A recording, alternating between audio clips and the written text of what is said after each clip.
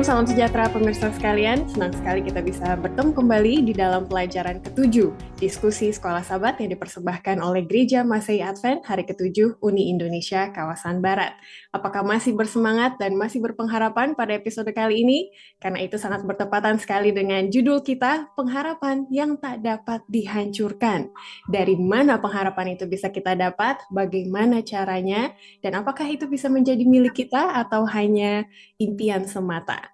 Untuk berdiskusi bersama, kita telah kehadiran dua narasumber yang tidak asing lagi bagi kita, Pendeta Sony Situmorang sebagai Direktur Komunikasi Uni Indonesia Kawasan Barat, dan juga Pendeta Edwin Berhitu, Direktur Komunikasi Jawa Kawasan Barat. Shalom Bapak Pendeta. Halo, Halo.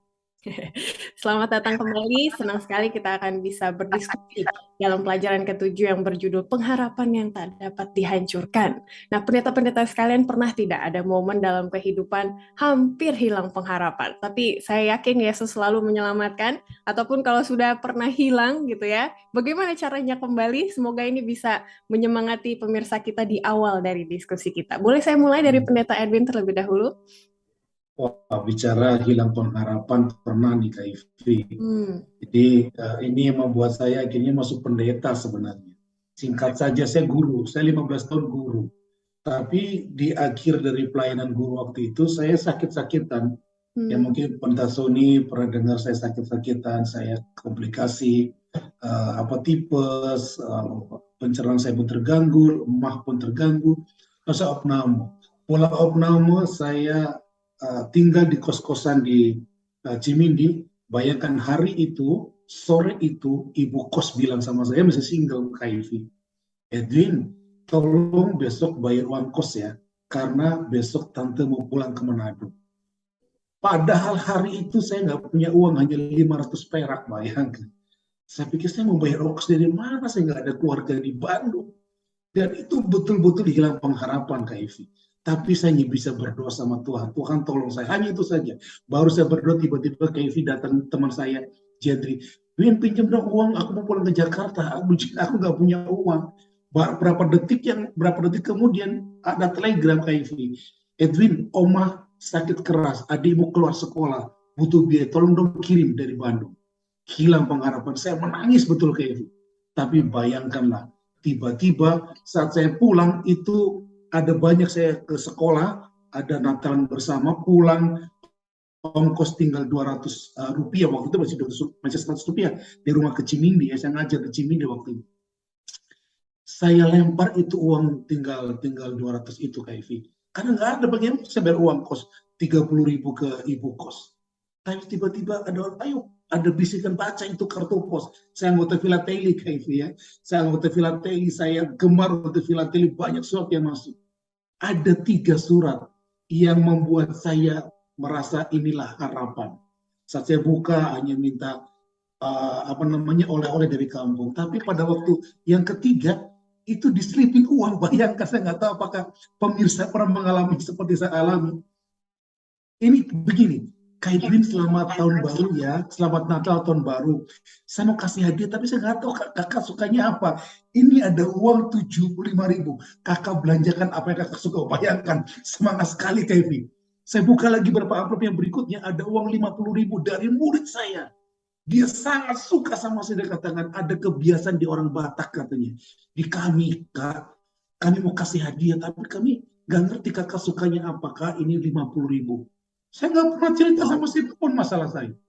Saya bisa bayar uang kos, saya bisa pulang ke Cilacap.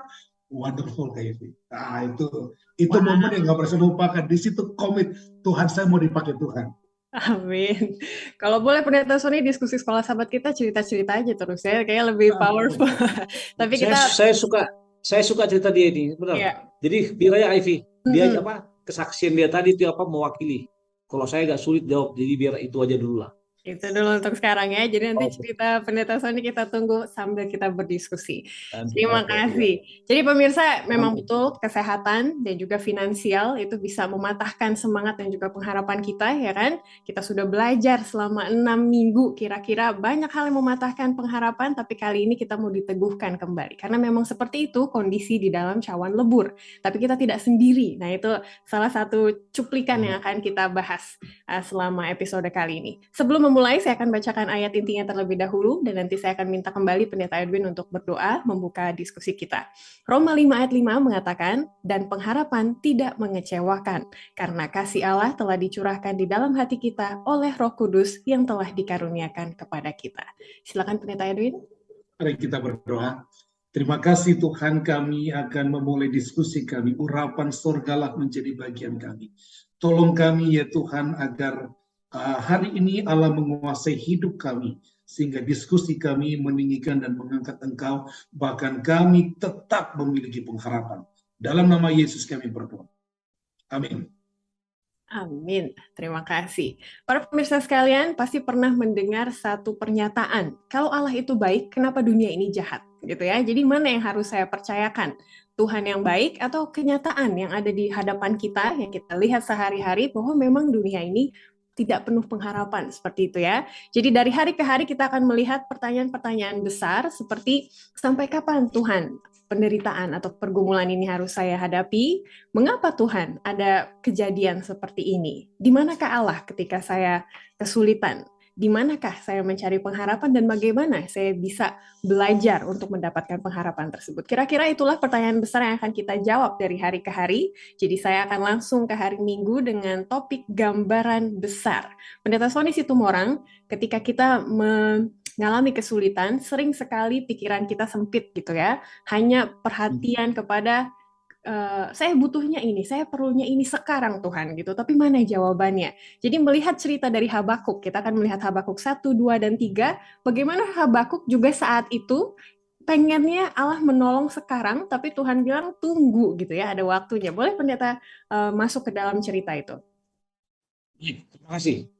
Penulis Pelajaran Sekolah Sahabat pada pekan ini memberikan gambaran mengenai gambaran besar pelajaran ke-7 di hari Minggu ya, Evi ya. Dan salah satu nabi yang unik yang saya kagumi lah Habakuk atau Hafakuk ya.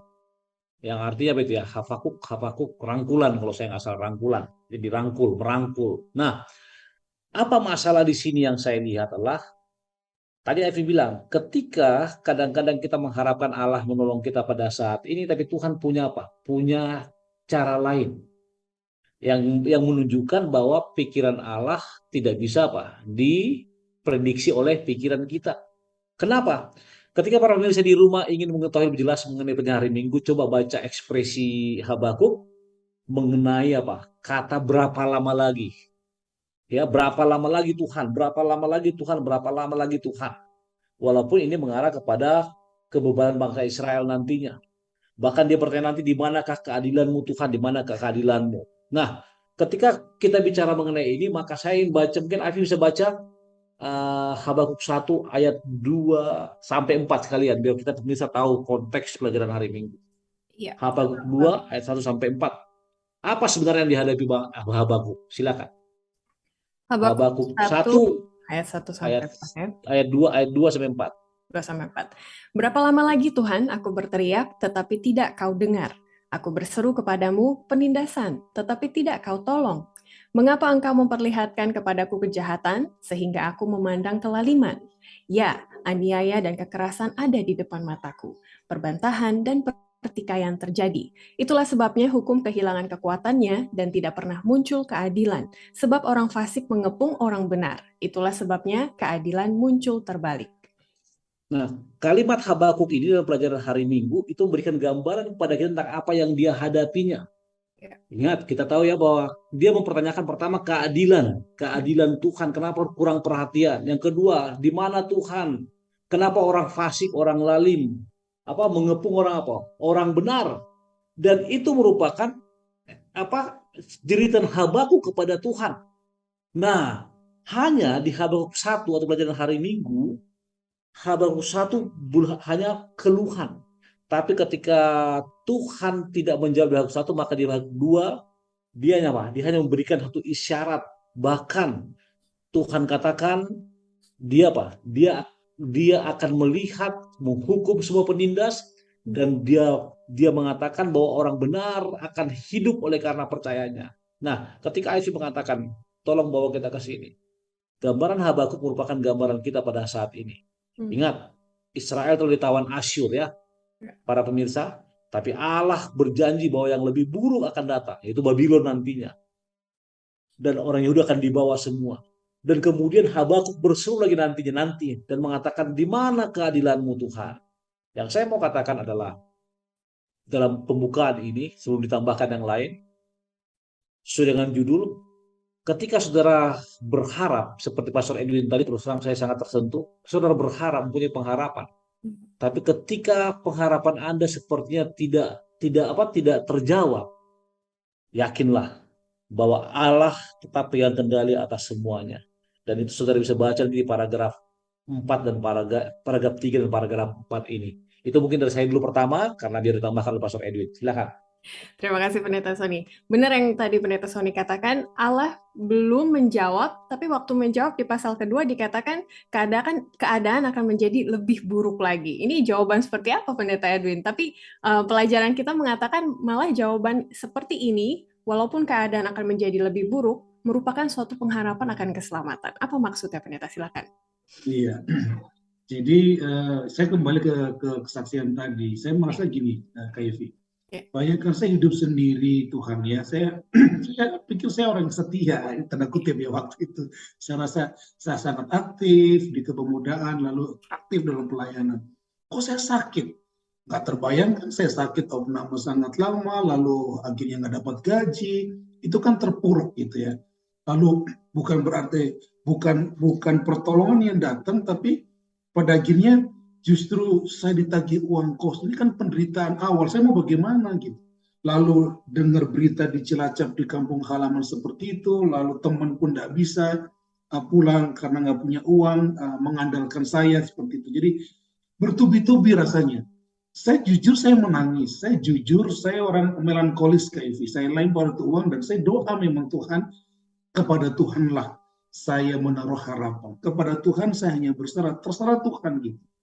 Tapi justru di saat-saat sepertinya kita rasa nggak kuat lagi, Tuhan sudah inilah Tuhan. Ya tadi itu sebenarnya bisikan ada pengharapan Tuhan kasih.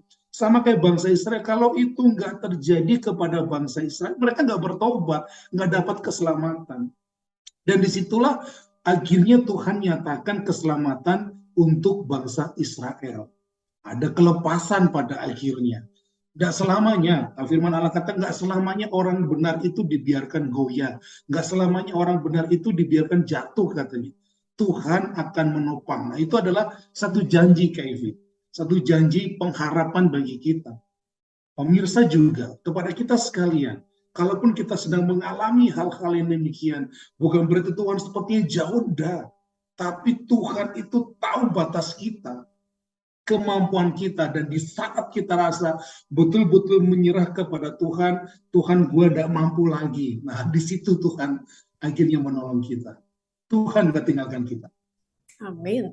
Karena salah satu alasan kenapa Tuhan memberitahukan ada kejadian buruk yang akan datang itu untuk supaya mereka bersiap gitu ya. Ada warning, ada peringatan supaya tidak makin jatuh terpuruk di dalam keadaan mereka. Dan itulah sumber pengharapan mereka, karena Tuhan sudah memberitahukan apa yang akan terjadi di masa depan.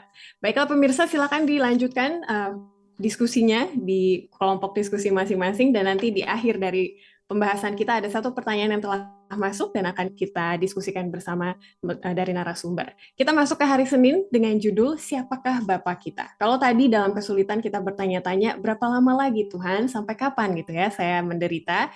Kalau sekarang pertanyaan besar berikutnya adalah mengapa Tuhan ini terjadi gitu ya? Seperti yang ditanyakan oleh Pendeta Edwin tadi, saya kan percaya sama Tuhan gitu ya, tapi malah dalam kejadian kesulitan kita jadi saya nggak percaya gitu ya, Allah ini seperti apa sih karakternya, seperti itu. Nah, Pendeta Sony boleh masuk ke satu pernyataan menarik gitu ya. Biasanya ini di paragraf pertama dikatakan, sudahkah Anda bertanya kepada Allah apa yang akan Dia lakukan? Dia tidak akan pernah memberitahumu. Allah tidak memberitahu Anda apa yang Dia lakukan, melainkan Dia mengungkapkan kepada Anda siapa Dia, gitu ya. Kita bertanya, Tuhan, what's next, gitu ya. Tuhan bilang, saya baik. Kok kayak nggak nyambung gitu ya jawabannya. Ini maksudnya seperti apa, Pendeta Sony Situmorang? Baik, untuk menjawab itu saya ingat sebuah lagu. Pernah nggak dengar lagu yang bunyi gini? Apa? Tuhan tak pernah janji, langit selalu biru, tetapi dia berjanji selalu apa? Jadi coba kalimat siapa sih Ustaz Chandra sudah akan Anda bertanya. Dia tidak pernah memberitahumu atau Allah tidak pernah memberitahu Anda apa yang akan dilakukan. Dia mengungkapkan kepada Anda siapa dia. Jadi gini, dia nggak kasih tahu, ini loh gua, ini loh saya, ini baik banget, ini loh saya penolong. Biasanya yang buat begini siapa manusia ya. Contoh waktu Pastor Edwin mendekati istri misalnya, aduh, dia nggak bilang, oh dua orangnya baik, dua orangnya ganteng, nggak akan Pastor Edwin ya, enggak ya.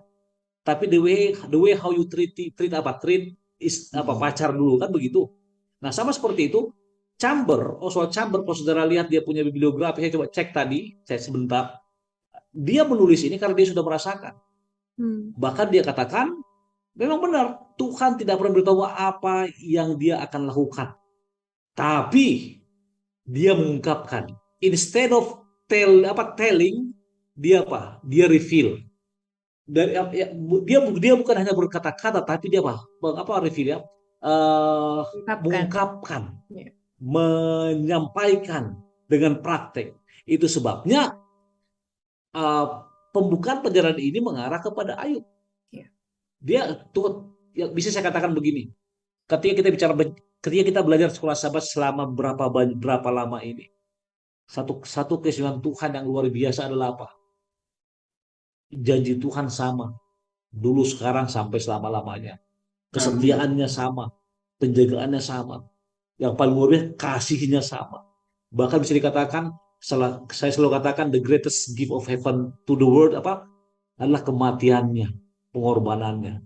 Jadi ketika Oswald mengatakan hal tersebut, dia sudah merasakan ini. Dan gitu kan kita bisa lihat nanti dengan peristiwa Ayub yang kita akan lihat di pelajaran hari Senin. Bagaimana akhirnya dia melihat di balik penderitaan, di balik duka cita, di balik kebangkrutan, atau boleh saya katakan semua aspek yang dia alami, finansial, fisik, spiritual, dan juga sosial yang sudah terpuruk, Tuhan angkat. Karena apa? Karena Tuhan tidak pernah meninggalkan siapa? Umatnya. Tuhan tak pernah janji jalan rata katanya. Tuhan tak pernah janji langit selalu biru. Tapi Tuhan berjanji dia akan selalu mencintai dan akan menjaga kita. Itu dari saya pembukaan. Terima kasih, Ivy.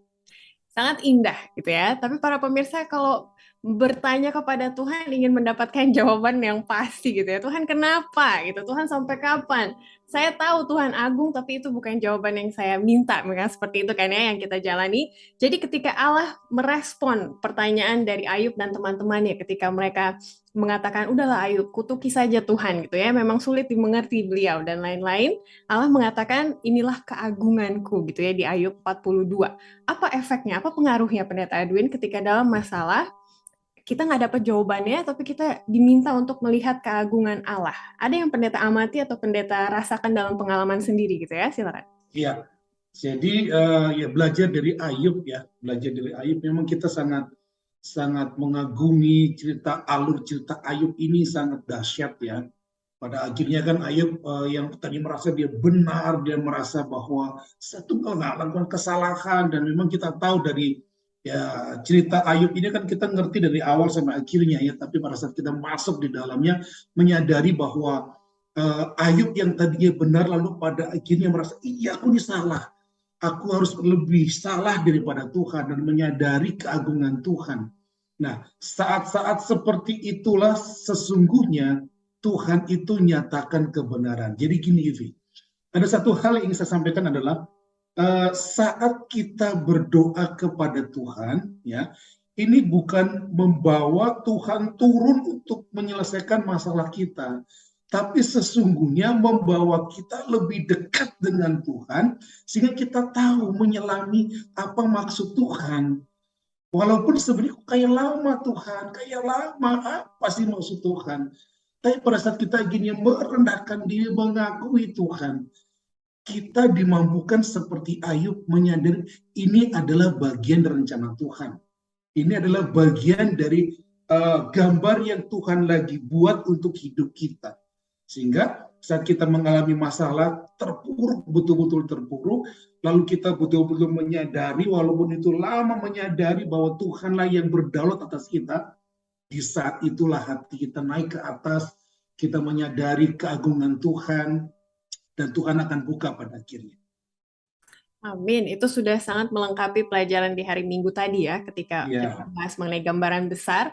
Jadi kadang masalah yang kita hadapi, misalnya masalah kesehatan gitu ya, tetapi ketika kita dibawa lebih dekat kepada Tuhan, banyak hal yang jadi kita pelajari, bukan hanya mengenai kesehatan, tapi kita dibukakan pikiran kita mengenai cara hidup gitu ya, apa kehendak Tuhan, maksud Allah dalam kehidupan kita gitu ya. Jadi kita diperlihatkan akan kehidupan secara keseluruhan, bukan kepada penyakitnya saja, misalnya, atau sorry, masalahnya saja pada saat itu. Terima kasih. Dan pemirsa, kita ditantang untuk berdiskusi mengenai peran hari Sabat. Apakah hari Sabat, di mana dari pagi sampai sore gitu ya, kita berkenaan dengan firman Allah, itu dapat membawa kita lebih dekat kepada Tuhan, sehingga masalah kita bisa terlihat lebih kecil? Nah, silakan didiskusikan pengalaman dan juga apa yang Anda ketahui mengenai kebenaran hari Sabat. Kita lanjut ke hari Selasa dengan judul Hadirat Bapa Kita. Setelah bertanya berapa lama lagi Tuhan, mengapa ini terjadi, sekarang pertanyaan populer berikutnya, di mana Allah ketika saya kesulitan seperti itu ya. Belajar dari pengalaman Yesaya, Pendeta Sony Situmorang, apa yang bisa kita lihat? Di mana Allah ketika Israel sepertinya sudah sangat-sangat terpuruk gitu ya, dari negara satu dibawa ke negara lain, ditawan, tidak ada pembebasan. Di mana Allah dari pengalaman Yesaya? Silakan Pendeta Sony. Sangat wajar jika bangsa Israel menanyakan hal tersebut, ataupun Yesaya sendiri. Sangat wajar jika bangsa Israel mempertanyakan di mana Allah mereka. Karena dari kisah nenek moyang leluhur mereka bahwa Allah akan selalu berdiri di depan mereka ketika mereka menghadapi kesulitan. Namun dalam konteks ini, ketika tadi di pelajaran hari Minggu mereka masih ditawan oleh Asyur, maka konteks pelajaran hari Selasa mereka sudah ada di mana? Di Babel, ya. Jadi di Babel, di mana mereka sudah cukup lama di sana, akan meminta kembali ke Yerusalem. Lalu di manakah Allah? Nah, ketika membahas mengenai itu, maka itu merupakan pertanyaan dari setiap orang, setiap insan bisa kita katakan. Namun ada hal yang pasti.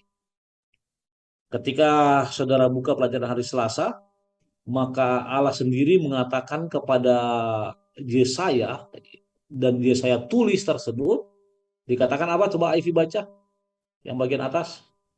Yesaya 41 ayat 13. Ya, Sebab aku ini Tuhan Allahmu, memegang tangan kananmu dan berkata kepadamu, janganlah takut, akulah yang menolong engkau. jawaban ini merupakan jawaban kepada bangsa Israel. Jangan takut, aku akan menolong engkau. Memang dalam konteks ini sangat jauh dari orang Yahudi Allah tersebut. Sama seperti di Mesir, mereka dilarang melihara hari Sabat. Sama seperti di Mesir, mereka tidak bisa sembarangan berbakti karena mereka punya tugas-tugas khusus atau pekerjaan khusus. Sama seperti di Mesir, mereka pun musafir atau tawanan di Babylon. Namun, nah, namun pengalaman Babylon, Media Persia yang mereka alami, semakin meyakinkan mereka bahwa suatu saat ada pembebasan. Semakin meyakinkan mereka bahwa mereka akan bisa kembali ke Yerusalem.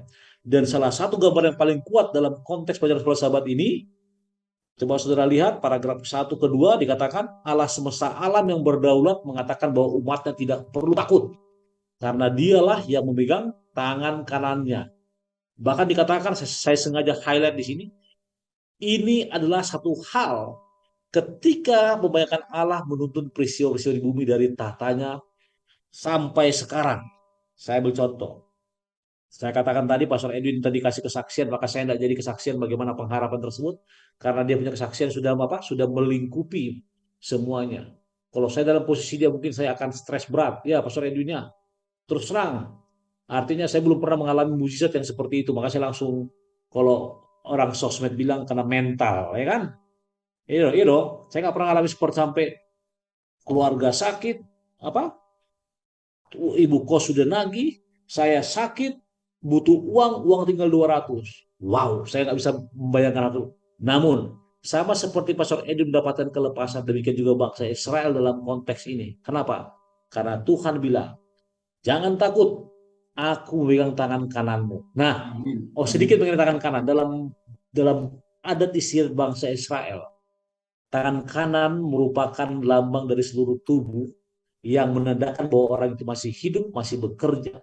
Perhatikan, banyak penulis kita menggunakan tangan kanan, tangan kanan, tangan kanan. Ya, jadi itu menunjukkan bahwa itu masih alive, hidup dan apa? Dan melambangkan apa? Keseluruhan kehidupan tersebut. Itu sebabnya Tuhan akan membebaskan mereka. Dan dalam konteks ini Tuhan mau supaya apa?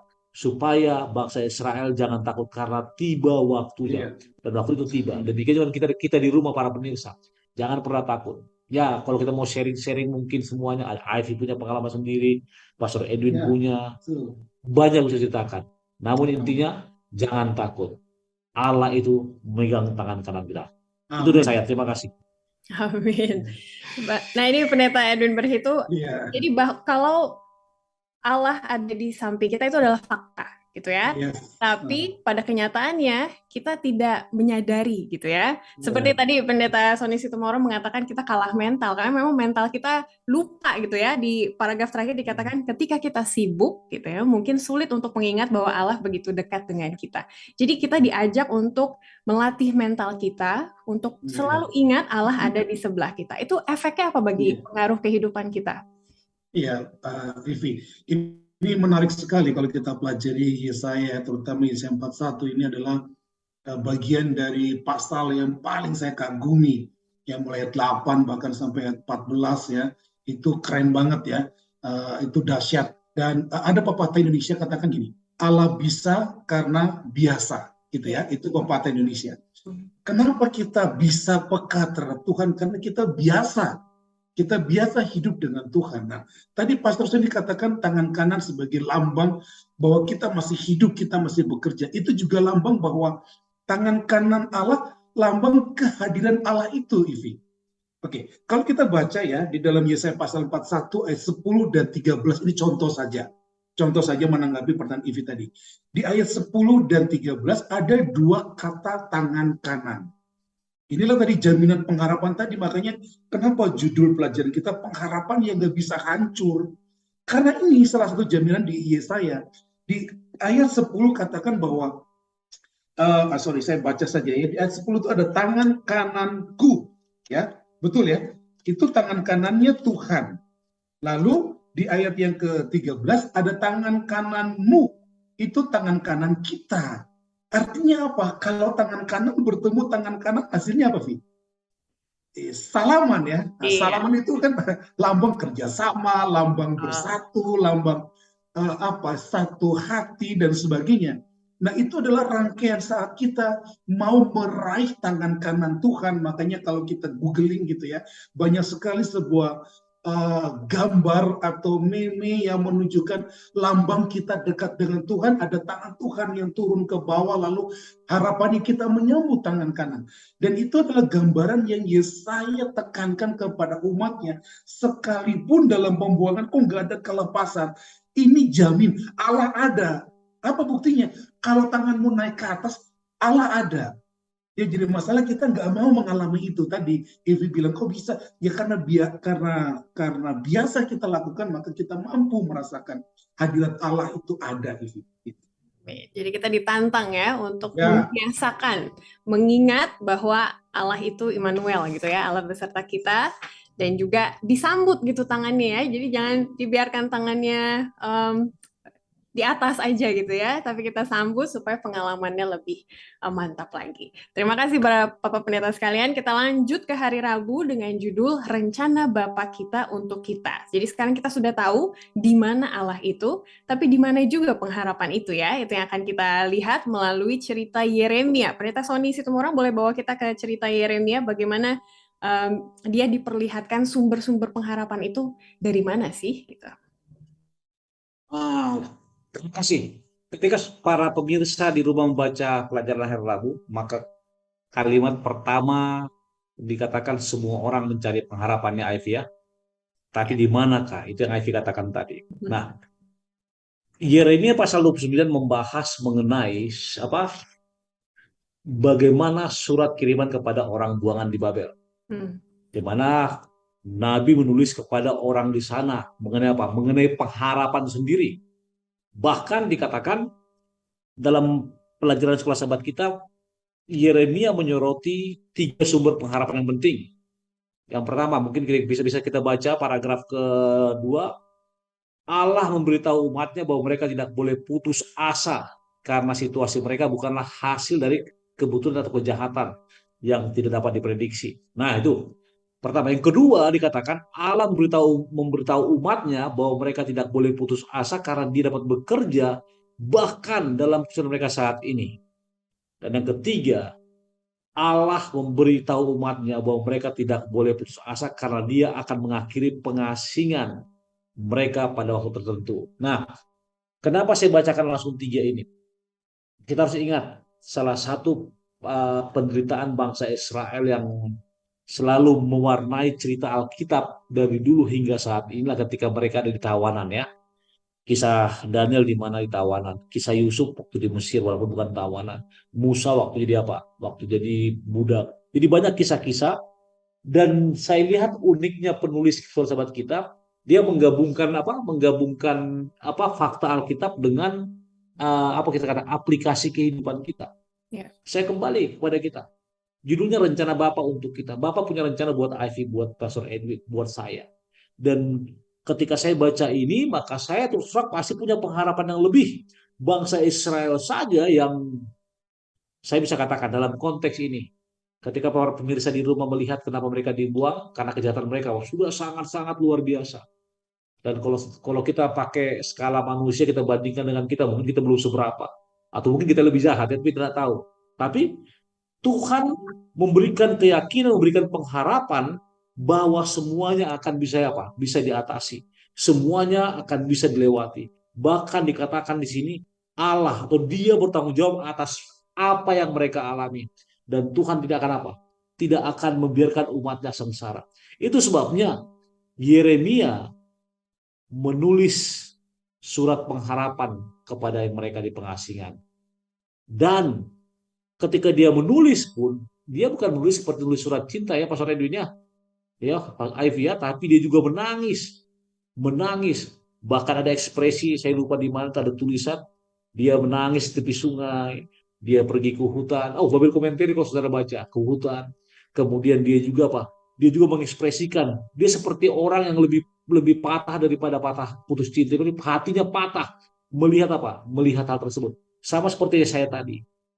Karena gini, kalau ada nabi yang paling berat tugasnya dalam masa pemerintahan Israel adalah Yesaya dan Yeremia. Karena mereka bertugas pada saat Israel di penawanan dan nanti akan apa? Akan kembali membangun kembali apa? Yerusalem tersebut. Itu paling berat. Paling berat. Nabi-nabi yang lain pada waktu mereka masih apa? Masih nyaman. Itu mungkin dari saya. Silakan. Iya, Yeremia memang terkenal bahasa Inggrisnya the weeping prophet. Dia nabi yang terkenal suka cengeng gitu ya, karena tulisan-tulisannya memang dia meluapkan perasaannya di situ. Terima kasih Pendeta Sony. Kita lanjut ke Pendeta Edwin. Ini ada pertanyaan nomor 1 dari hari Jumat. Kita langsung saja ke situ ya. Kita sekarang sudah tahu bahwa sumber pengharapan kita adalah dari pemeliharaan Tuhan gitu ya, karena Yeremia membawa mata umat Israel untuk melihat bahwa dari dulu gitu ya, Tuhan ada, sekarang pun Tuhan mengusahakan kesejahteraan, dan nanti juga ada janji Tuhan, bagaimana kita belajar untuk menjadi agen pengharapan. Jadi pengharapan bukan hanya dari Tuhan saja, tapi kita juga bisa jadi agennya. Ini kita ditantang, Pendeta. Apa yang bisa kita lakukan? Iya, ya kita semua ya, Pastor Sony, Ivy, pernah sekolah ya. Yes. Kita pernah tahu tentang seorang guru. Kenapa sih guru kadang-kadang pintar ya? Bayangkan ada wali kelas ya kalau SD SMP, ya guru itu ngajar itu saja terus gitu, makanya dia pintar dan fasih. Bayangkanlah kalau kita menceritakan apa kasih Tuhan dalam hidup kita setiap hari kepada orang, maka kita pun jadi pintar, tanda kutip pintar secara rohani, dalam arti kita akan mengalami satu perubahan-perubahan, dan disitulah kita dimampukan jadi agen. Itulah sebabnya apa yang kita alami ceritakan sama orang. Ya, bagikan sama orang bahwa aku mengalami hal yang, ya kalau tadi Ivi bilang kasih kesaksian agak banyak, banyak sekali, karena saya hidup dari banyak jungkir balik seperti itu, dan saya tidak akan pernah lagi dihancurkan dengan hal-hal seperti itu. Karena apa? Saya harus kokoh. Kayak tadi saya punya pengharapan, hal-hal yang demikian yang tadi saya sebutkan, kalau kita biasakan setiap hari, itu menjadi sebuah habit kita. Ya, apapun itu, baik yang negatif ataupun yang positif. Tapi kita akan bicara tentang positif. Kalau kita biasakan diri untuk paham tentang rencana Allah, kan Yeremia begitu ya. Makanya Yeremia menulis kitab Ratapan, karena memang tadi cengeng kata dia bilang ya. Dia melankolis banget gitu Tuhan, tapi dia punya beban bagi Israel. Ini gimana Tuhan gitu. Makanya kita Ratapan sangat melankolis kalau kita baca itu bagaimana perjuangan Nabi Yeremia untuk umatnya. Dia betul-betul concern untuk umatnya berubah dan bertobat. Nah itu kan menjadi agen. Nah kita juga begitu. Tapi mungkin kita tidak sama dengan Nabi Yeremia karena kita bukan Nabi, tapi dengan kehidupan kita yang kita ceritakan ke orang lain, lalu apa ya, kita jadi terang ya, kita kan bukan jadi terang, terang kita bersinar karena kita you are lighting, bukan kita jadi terang tapi you are gitu, bukan to be gitu ya. Kita sudah garam bukan jadi garam. Jadi masalah kita nggak asin, kita udah terang tapi kita nggak jadi terang. Kenapa? Karena lampu kita padam. Nah hal-hal yang begitu kita biasakan, maka kita bisa dipastikan kita mampu menjadi agen-agen kebenaran, agen-agen pengharapan. Karena apa? Kita ngalamin. Satu lagi Kayvi, pelajaran sahabat lalu. Kenapa orang 144.000 dua sahabat lalu mungkin ya, 144 itu punya lagu yang baru yang gak bisa dinyanyikan oleh siapapun. Itu kan adalah pengharapan ya. Karena itu yang memang Allah inginkan dari hidup kita. Nah, saat kita mengalami, jangan pernah sungkan, ceritakan kepada orang lain. Amin. Karena biasanya penulis lagu itu pengalaman patah hati banyak kita.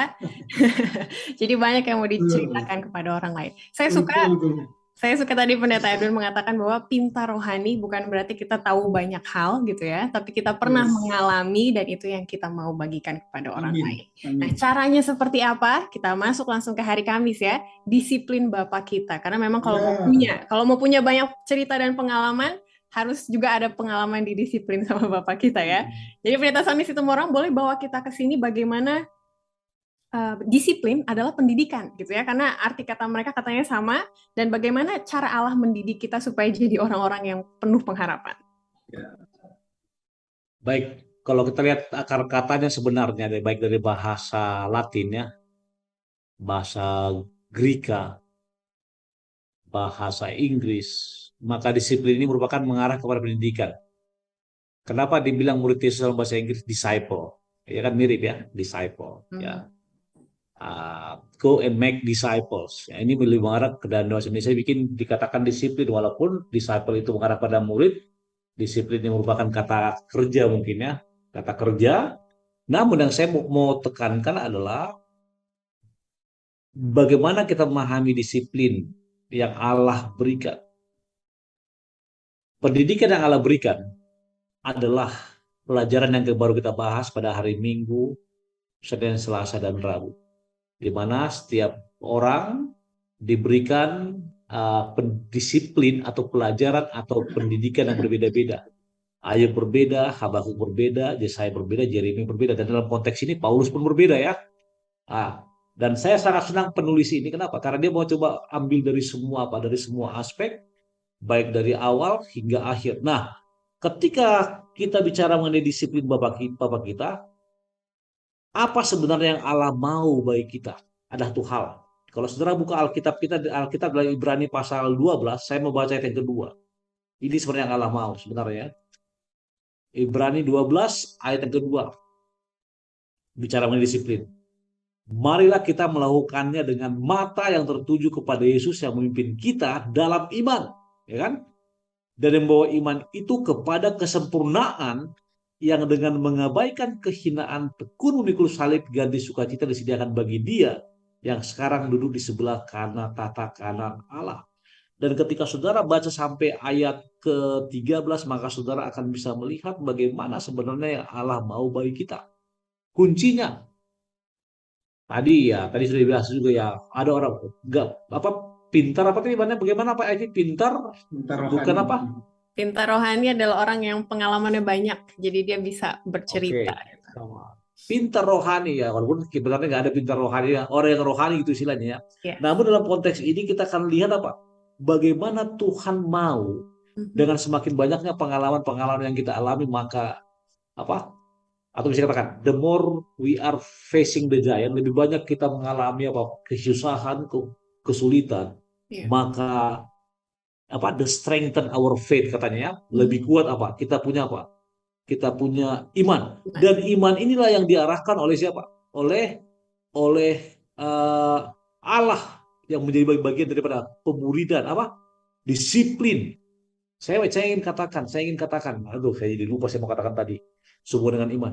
Rasul Paulus, salah satu yang menunjukkan kedisiplinan tinggi yang tetap konsistensi. Saya bisa katakan inilah konsistensi iman itu, konsistensi disiplin tersebut. Dia bisa tetap disiplin melaksanakan perintah Tuhan, menjaga imannya walaupun banyak tantangan, halangan, rintangan, dan apa? Gangguan. Itu mungkin dari saya mengenai disiplin. Silakan ditambahkan. Amin. Nah, ini Pendeta Edwin bisa tambahkan sebagai guru ya pengalaman tadi. Bagaimana disiplin kalau menurut Ibrani 12 ayat 11 mengatakan bisa menghasilkan buah kebenaran yang memberikan damai kepada mereka yang dilatih olehnya. Itu gimana ceritanya Pendeta? Kita dalam kesulitan tapi ada damai terus dibenarkan begitu. Silakan. Jadi saya pernah jadi pramuka mulai dari SD, SMP, SMA, bahkan Pathfinder, Master Guide itu secara langsung mendisiplin saya dari gaya hidup gitu ya. Hal yang sama dalam rohani, kalau kita disiplin dalam konteks pelajaran kita disiplin tentang iman kita, ikut teladan para nabi, ya sama seperti anak sekolah. Kalau kita sekolah itu disiplin nggak terlambat, disiplin ngerjain PR, disiplin belajar waktu mau ulangan atau ujian, kita dapat nilai yang baik. Makanya terminologinya mungkin ya pas, orang yang disiplin akan memperoleh satu kehidupan yang baik tadi. Makanya tadi membahagiakan karena pada akhirnya kita mampu mendrain kita punya hidup. Begitu Kevin. Amin. Singkat, padat, dan jelas Pendeta tadi sudah jawab ya. Pemirsa, seru sekali, tapi kita berada di akhir dari diskusi kita, jadi kita akan masuk ke kesimpulan sebelum kita akan menjawab satu pertanyaan yang telah datang dari pemirsa juga. Untuk menyimpulkan, kita kembali kepada judul besar Sekolah Sahabat kita ya, berada di dalam cawan lebur bersama Tuhan Yesus. Bagaimana? Walaupun dalam cawan lebur, kita panas, kita kesulitan, sakit gitu ya, tapi kalau bersama dengan Yesus, disitulah pengharapan kita ada gitu ya, karena pelajaran kita tentang pengharapan yang tak dapat dihancurkan. Saya boleh mulai dari Pendeta Sony terlebih dahulu. Selama kita masih mempunyai pengharapan dan berpegang teguh pada keyakinan kita bahwa Dialah yang pegang kendali, Dia yang berkuasa, seperti ekspresi Habakuk, ekspresi siapa? Yesaya, Yeremia. Maka kita jangan perlu khawatir. Dan bikin juga para pemirsa di rumah, jangan pernah khawatir. Kenapa? Karena Tuhan ada bersama-sama dengan kita. Tetaplah mempunyai pengharapan. Kenapa? Ada seorang pengkhotbah yang saya tidak kenal, tapi saya tahu namanya D.L. Moody, mengatakan, ketika Anda mempunyai pengharapan kepada Yesus yang merupakan juru selamat Anda, maka kemungkinan besar Anda juga akan hadir di surga yang baka pada waktu Dia datang pada kali yang kedua. Terima kasih, itu dari saya. Amin. Jadi di mana Yesus berada, di situ saya berada juga ya, dengan segala pengalaman hidup kita di dunia. Silakan Pendeta Edwin untuk kesimpulannya. Ya, singkat saja, there's will, there's way. Saat kita ada kemauan, di situ ada jalan. Saat kita ada kemauan mencari Tuhan, Tuhan juga buka jalan. Simple kayak gitu. Simple bersama dengan Tuhan. Yes, amin. Ada satu judul program di Hope Channel dulu, indah berjalan bersama Tuhan, kalau nggak salah kurang lebih seperti itu. Jadi walaupun sulit, tapi indah pengalaman kita. Amin. Baik pemirsa, kita akan menjawab satu pertanyaan yang telah datang dari akun BG. Ini pertanyaannya tidak berkaitan dengan Sekolah Sahabat kita, tapi saya minta kesediaan Pendeta Edwin Berhitu untuk meresponnya ya. Pertanyaannya ini mengenai apakah berdosa bagi lelaki dan juga perempuan jika memakai pakaian yang sempit atau pendek gitu ya, karena kita tahu itu dapat mengundang pikiran yang berbeda di orang-orang yang melihatnya. Silakan Pendeta Edwin ditanggapi. Oke, terima kasih. Ya, saya simpel saja menjawabnya, akun BG ya. Terima kasih sudah bertanya. Bagi saya, apa motif kita menggunakan pakaian yang sempit, pakaian yang pendek ya? Itu kembali motif kita apa? Itu pertama. Yang kedua, kalau kita baca di dalam 1 Korintus pasal yang ke-10 ayat yang ke-31, firman Tuhan, Rasul Paulus katakan, apapun yang engkau makan, apapun yang engkau minum, apapun segala sesuatu yang kau lakukan, lakukanlah untuk kemuliaan Tuhan. Apakah saat engkau memakai celana pendek, pakaian sempit, menunjukkan aurat kita, apakah Tuhan dipermuliakan? Itu saja. Saat itu yakin memuliakan Allah, kerjakan. Tapi kalau nggak, jangan pernah lakukan itu. Karena apa? Ingat bagian yang ketiga. Ada orang-orang yang lemah, yang akan jatuh melihat kita menggunakan pakaian-pakaian seperti itu. Seperti itu, Kak. Amin. Ini dosa apa enggak? Pastor Edwin, dosa apa enggak? Itu ditanya. Dosa apa Saya enggak? nggak bicara dosa atau tidak, tapi Alkitab katakan kalau itu memuliakan Allah, lakukan. Karena bicara dosa atau tidak, yang bisa menentukan hanya Tuhan. Saya tidak bisa katakan itu dosa. Oke, mantap. Ivy, mungkin singkat Ivy, singkat. Ini memang pertanyaan aneh. Apakah berdosa? Jadi akun BG, dosa adalah apa? Pelanggaran akan hukum Allah. Oke, hanya itu aja. Jadi ketika akun BG mengatakan apakah berdosa memakai pakaian pendek dan sangat sempit bagi perempuan, Anda sudah pasti bisa menjawabnya. Oke, terima kasih. Terima kasih. Jadi ingat kita agen-agen pengharapan gitu ya, dengan segala apa yang kita tunjukkan dan lakukan, senyum pun semoga itu memberikan pengharapan kepada orang lain. Pendeta Sony boleh tolong doakan pemirsa kita supaya tetap penuh pengharapan. Baik, kita berdoa.